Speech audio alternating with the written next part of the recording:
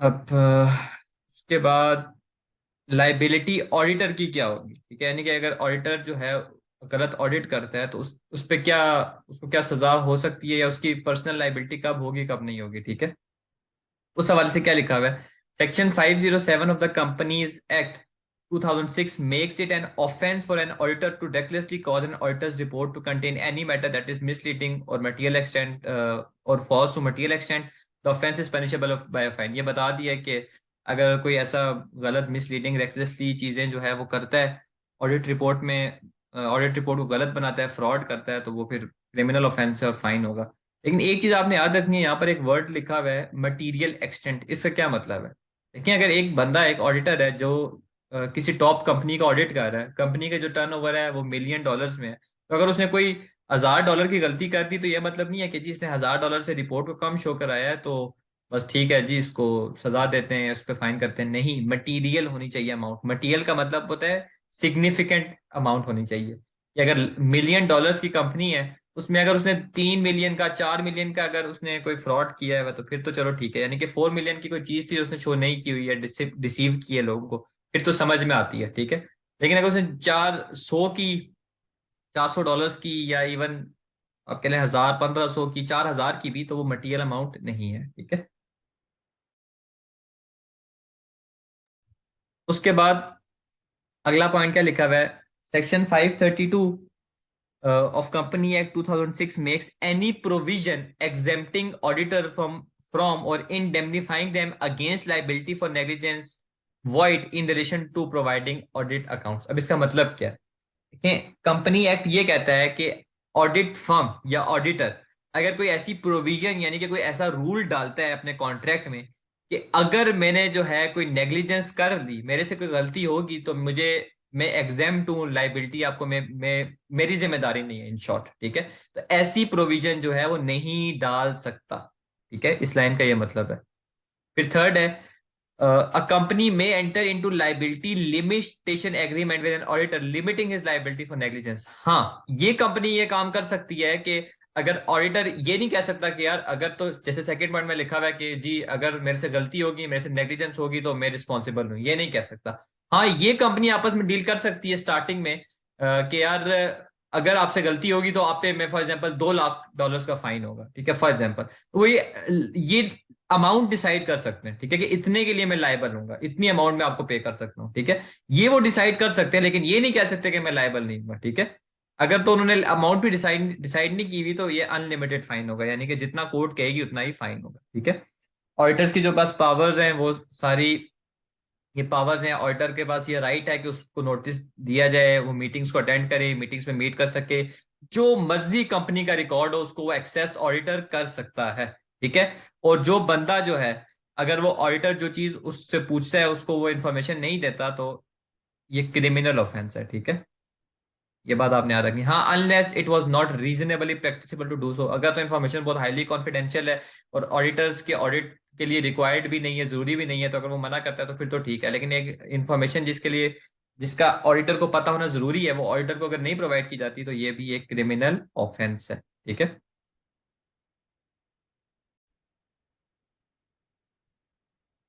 अब लास्ट चीज जो इस चैप्टर में रह गई है वो है मीटिंग्स, ठीक है।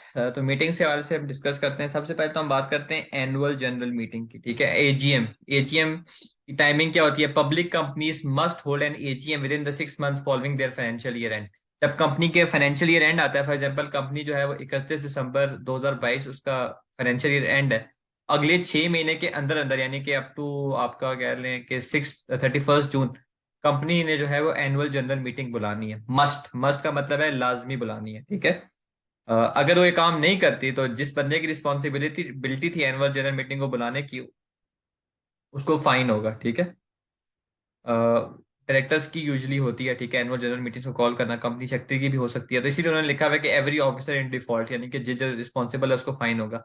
Any member can apply to the department, अगर फॉर एग्जाम्पल ये लोग नहीं बुलाते, ऊपर लिखा हुआ है कि ये लोग फेल हो जाते हैं, जो कंपनी के जो लोग रिस्पॉन्सिबल है उन्होंने मीटिंग नहीं बुलाई, तो कंपनी का कोई भी मेंबर यानी कि शेयर होल्डर से बुला सकते हैं। इस डिपार्टमेंट जो है, यूके में डिपार्टमेंट है, उसमें इसने अप्लाई करना है, मेंबर ने कहना है कि यार ये लोग तो मीटिंग नहीं बुला रहे, तो इन आप जो है हम मीटिंग को कन्वीन करना चाहते हैं तो आप मीटिंग अरेंज करें, ठीक है। प्राइवेट कंपनीज की रिक्वायरमेंट नहीं होती एजीएम रखना है, एनुअल जनरल मीटिंग रखना है, रिक्वायरमेंट नहीं होती। नोटिस जो है वो 21 दिनों का मिलना चाहिए हर शेयर होल्डर को, ठीक है, unless every member entitled to attend and vote exist to shorter period, ठीक है।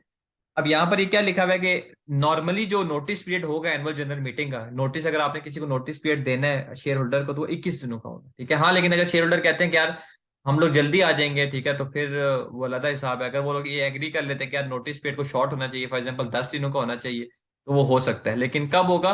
जब सारे लोग एग्री कर रहे हो, ठीक है। एवरी मेंबर यानी कि जो शेयर होल्डर जिसके पास वोटिंग राइट्स हैं, अगर वो एग्री करता है कि नोटिस पीरियड कम होना चाहिए, तो नोटिस पीरियड कम हो जाएगा, ठीक है। नोटिस पीरियड में लिखा होना चाहिए कि एजीएम है। बिजनेसेस यानी कि एजीएम में क्या डिस्कस होता है? यूजली जो है उसमें अकाउंट्स के हवाले से बातें होती हैं, ऑडिटर को अपॉइंट करना है उसके हवाले से भी डिस्कशन होती है, इलेक्शन ऑफ डायरेक्टर्स के हवाले से होती है, डिविडेंड को डिक्लेयर करने के हवाले से होती है, ठीक है। पे करने के हवाले से नहीं, कि डिक्लेयर करने के हवाले से कि डिविडेंड इतना होना चाहिए, ठीक है। उसके अलावा जो है ये तो यूजुअल बिजनेस है ना। इसके अलावा भी फॉर एग्जांपल आपने अगर डिसमिस करना हो, ठीक है, डायरेक्टर्स को या ऑडिटर को, तो वो भी आप एजीएम में कर सकते हो, ठीक है। डिसमिस करना हो अपने डायरेक्टर्स को और ऑडिटर को, तो आप वो कर सकते हो। कंपनी अगर क्लोज हो जाए, तो अगर कंपनी फॉर एग्जांपल उसका दीवार उस लॉस में जा रही है, तो आप एजीएम में जो है कंपनी के क्लोजर के हवाले से भी बात कर सकते हो, ठीक है, लिक्विडेशन के हवाले से भी बात कर सकते हो। ये नॉर्मली ये बातें भी होती हैं और ये भी बातें साथ होती हैं, ठीक है। उसके बाद रेजोल्यूशंस के members holding at least 5% of voting rights, members जिनके पास 5% है वोटिंग राइट्स के, और at least 100 members holding an average of 100 paid up capital have right to propose a resolution for the AGM agenda and required the company to circulate details of the resolution to all members, ठीक है। इसका मतलब क्या है? यानी कि वो share holders जिनके पास एटलीस्ट 5% वोटिंग राइट्स के, या एटलीस्ट 100 शेयर होल्डर्स जिनके पास जिन्होंने कंपनी में 100 पाउंड की जिनकी इन्वेस्टमेंट है, पेड अप कैपिटल है, उनके पास ये राइट है कि वो रेजोल्यूशन को प्रपोज कर सकते हैं, ठीक है, एजीएम एजेंडा के हवाले से, कि यार एजीएम में ये डिस्कशन होनी चाहिए, ठीक है। और कंपनी को कह सकते हैं कि इनकी डिटेल्स जो है वो आप सारे शेयर होल्डर्स को भेज दो। यानी कि अगर किसी ने ये डिसाइड करना होता है यूजली कि यार ये हमने डिस्कशन करनी है शेयर होल्डर्स ने एजीएम में, तो ये वाले लोग कर सकते हैं, या तो वो जिनके पास 5% वोटिंग राइट्स के हैं, या 100 बंदे जिनके पास जो 100 पेड अप कैपिटल जो है वो कंपनी का वो करते हैं, ठीक है। If the member request is received before the financial year end, the members are not required to cover the cost of circulation. अगर तो मेंबर्स अगर मेंबर्स ये रिक्वेस्ट कर रहे हैं कि यार एजीएम जो है उसमें हमने ये डिस्कशन करनी है, और ठीक है, और एजीएम जो है वो अरेंज होनी चाहिए, ठीक है, तो फिर अगर तो उन्होंने रिक्वेस्ट फाइनेंशियल ईयर एंड के वक्त की हुई है, जैसे फॉर एग्जांपल 31 दिसंबर के वक्त उन्होंने रिक्वेस्ट पुट अप कर दी कि एजीएम होनी चाहिए, उसमें ये डिस्कशन होगी, ठीक है, तो उस वक्त जितनी भी जो कॉस्ट ऑफ सर्कुलेशन है, यानी कि वो एडमिनिस्ट्रेशन कॉस्ट है, जाहिर सी बात है, नोटिस पेड आप भेजेंगे, बंदा उनको पहुंचाएगा, ये जितनी भी कॉस्ट आपकी लग जाएगी, डिलीवरी कॉस्ट और एडमिनिस्ट्रेटिव कॉस्ट, तो फिर वो बंदे आपके जो मेंबर्स हैं उनको पे नहीं करनी पड़ेगी, क्योंकि उसकी रीजन ये है कि मेंबर्स की इन्वॉल्वमेंट तभी होगी जब डायरेक्टर्स जो है वो एजीएम नहीं रखेंगे। अब एक पब्लिक कंपनी है, उसके लिए तो मस्ट है ना कि ईयर एंड के 6 महीने के अंदर अंदर एजीएम रखनी है। तो अगर एक कंपनी नहीं रख ली, या फॉर एग्जाम्पल कुछ लोग कंपनी के शेयर होल्डर्स हैं वो चाहते हैं कि एजीएम हो और उसमें ये डिस्कशन हो, तो फिर वो खुद जो है ये रिक्वेस्ट पुट अप कर सकते हैं, और अगर वो रिक्वेस्ट ईयर एंड पे पुट अप करते हैं तो उन्हें एडमिनिस्ट्रेशन कॉस्ट को पे ऑफ करने की जरूरत नहीं है, क्योंकि वैसे भी ये मैंडेटरी है कि एजीएम जो है विद इन 6 मंथ्स होनी चाहिए, ठीक है। लेकिन अगर इसके अलावा फॉर एग्जाम्पल वो रिक्वेस्ट पुट अप करते हैं कि नॉर्मली एजीएम जो है वो मार्च में होती है, लेकिन वो अब चाह रहे हैं कि दिसंबर में हो, तो फिर उसके वक्त उस वक्त जो है ना उनको ये डिपॉजिट या जितने भी पैसे हैं वो अपनी जेब से भरने पड़ेंगे इन लोगों को, ठीक है, जो ये चाह रहे हैं कि एजीएम हो, ठीक है। रेजोल्यूशन का मतलब ये है कि ये लोग जो है ना डिसीजन ले सकते हैं, डिसाइड कर सकते हैं एजीएम के हवाले से, सही है। ये तो हो गया एजीएम। जनरल मीटिंग की बात करते हैं, जब मर्जी चाहो आप रख सकते हैं, ठीक है।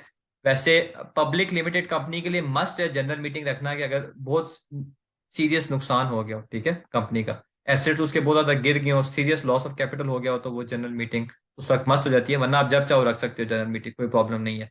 14 दिनों का नोटिस पीरियड होता है जनरल मीटिंग का। और क्या डिस्कस करना है बिजनेस का मतलब ये होता है, तो वो जो रिक्वेस्ट पुट अप करता है जनरल मीटिंग होनी चाहिए, वही एजेंडा डिसाइड करता है, ठीक है। क्लास मीटिंग्स जैसे शेयर होल्डर्स जो होते हैं उनकी डिफरेंट क्लास होती है, ऑर्डिनरी शेयर होल्डर्स होते हैं, प्रेफरेंस शेयर होल्डर्स होते हैं, तो वो लोग भी अपनी क्लास के हवाले से क्या हमारे क्योंकि राइट्स डिफरेंट होते हैं ना, ऑर्डिनरी शेयर होल्डर्स के पास कुछ और राइट्स होते हैं, प्रेफरेंस वालों के पास कुछ और राइट्स होते हैं। तो ऑर्डिनरी शेयर होल्डर जो है वो अपनी क्लास की यानी कि सिर्फ और सिर्फ ऑर्डिनरी शेयर होल्डर की मीटिंग रख सकता है, इसी तरह प्रेफरेंस वाला भी प्रेफरेंस वालों की रख सकता है। ठीक है। इसका मेनली रीजन ये होता है कि अगर वेरिएशन आ जाए क्लास राइट्स में, यानी कि जाहिर सी बात है कि फलानी क्लास के पास ये राइट है कि उनको इतना डिविडेंड मिलना चाहिए, अगर उसमें कोई वेरिएशन आ रही है कि यार हमारे साथ ज्यादती की जा रही है कि ऑर्डिनरी शेयर होल्डर्स को जो है वो रिटर्न कम मिल रहा है, तो वो फिर यूजली इसी सूरत में मीटिंग सकते हैं। ठीक है। प्रोसीजर वही है जनरल मीटिंग वाला। ठीक है। 14 दिनों का नोटिस है। जब चाहो बुला सकते, जब चाहो रख सकते हो। ठीक है। 14 डेज का नोटिस पीरियड देना, दैट्स इट। क्वारम का मतलब क्या है? क्वारम का मतलब ये होता है कि आगे भी अभी हम वर्ड क्वारम का डिस्कस करेंगे। क्वारम का बेसिकली मतलब ये होता है कि कम से कम इतने आदमी मीटिंग में होने चाहिए कि प्रोसीडिंग्स वैलिड हो। ठीक है। यानी कि इतने एटलीस्ट लोग हों कि प्रोसीडिंग्स वैलिड होनी चाहिए। ठीक है। तो अगर फॉर एग्जांपल 10 शेयर होल्डर्स हैं, ऑर्डिनरी शेयर होल्डर्स हैं, उनकी आपने मीटिंग रखी, तो 2 पर्सन होल्डिंग और representing bye proxy at least one third in nominal value of the issued share of the class in the question, ये क्वारम होंगे। ठीक है। देखें, क्वारम का मतलब होता है कि कम से कम इतने लोग होने चाहिए, या इतनी रिक्वायरमेंट है कम से कम कितने लोग हों तो मीटिंग की प्रोसीडिंग्स वैलिड वैलिड होगी। ठीक है। अब क्वारम जो है वो क्लास मीटिंग्स के लिए क्या होगा कि दो लोग जिनके पास one third of the nominal value है। फॉर एग्जाम्पल आपके जो ऑर्डिनरी शेयर होल्डर्स हैं कंपनी में, उन सब के पास मिला के $1,000 की शेयर होल्डिंग है। ठीक है। अब 10 लोग हैं मिसाल के तौर पर, डिफरेंट शेयर होल्डिंग है, टोटल जो है वो $1,000 है। अब इन 10 में से दो बंदे अगर मीटिंग में आ जाएं और उन दो बंदों के पास एटलीस्ट वन थर्ड होना चाहिए, यानी कि इतना उन्होंने शेयर होल्डिंग उनकी कंपनी में हो, इतने नॉमिनल वैल्यू के शेयर्स हो, तो ये इनफ है उस मीटिंग की प्रोसीडिंग्स को वैलिड करने के लिए। ठीक है। तो ये लिखा हुआ है। मीटिंग कौन बुला सकता है? डायरेक्टर्स बुला सकते हैं। ठीक है। उनके पास बाय आर्टिकल्स ये पावर होती है कि वो मीटिंग्स को अरेंज कर सकते हैं। शेयर होल्डर्स भी बुला सकते हैं। ठीक है। Members may require the directors to call a GM if they hold at least 5% of the paid up voting capital। जैसे अभी ऊपर मैंने बताया था, एनुअल जनरल मीटिंग की रेजोल्यूशन जो है वो ये लोग कह सकते हैं ना कि 5% एटलीस्ट जिनके पास वोटिंग कैपिटल हो, वो अगर चाहें तो मीटिंग को कॉल कर सकते हैं। ठीक है। डायरेक्टर को अगर मीटिंग को कॉल करना है तो जैसे ही जो रिक्वेस्ट पुट अप करेंगे लोग, तो 21 डेज के अंदर अंदर मीटिंग को कॉल करना है। ठीक है। आप शेयर होल्डर हैं, आपने डायरेक्टर से कहा कि यार हमें हमारी मीटिंग अरेंज करो, 21 दिनों के अंदर अंदर डायरेक्टर का काम है कि आगे मीटिंग की अरेंजमेंट करे। ठीक है।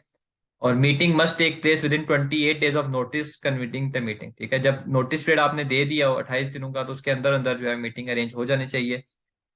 If the director do not call a meeting, the members who requested the meeting may themselves call a meeting to keep take place within 3 months of initial request and recover the expenses from the company। अगर share holder से कहने पर director ये काम नहीं कर रहा, तो डायरेक्टर्स जो हैं वो खुद मीटिंग को बुला सकते हैं। ठीक है। रिक्वेस्ट कर सकते हैं, या कोई एक बंदा या बंदे जिनके पास 50% से ज्यादा वोटिंग राइट्स हैं कंपनी के, वो मीटिंग को बुला सकते हैं 3 मंथ्स के अंदर अंदर रिक्वेस्ट के। ठीक है। जैसे शेयर होल्डर्स ने जिनके पास 5% ऑफ वोटिंग कैपिटल था, उन्होंने रिक्वेस्ट की कि मीटिंग रखो, डायरेक्टर ने मना कर दिया, तो फिर जो बंदा जो शेयर होल्डर्स हैं जिनके पास 50% प्लस वोटिंग राइट्स हैं, वो फिर जो है ना उसकी रिक्वेस्ट को लुक फॉरवर्ड करेंगे और मीटिंग को 3 महीने के अंदर अंदर रखेंगे। ठीक है। और बाद में कंपनी से वो एक्सपेंस रिकवर कर सकते हैं। ऑडिटर जो है जो रिजाइन होता है वो भी मीटिंग को रख सकता है।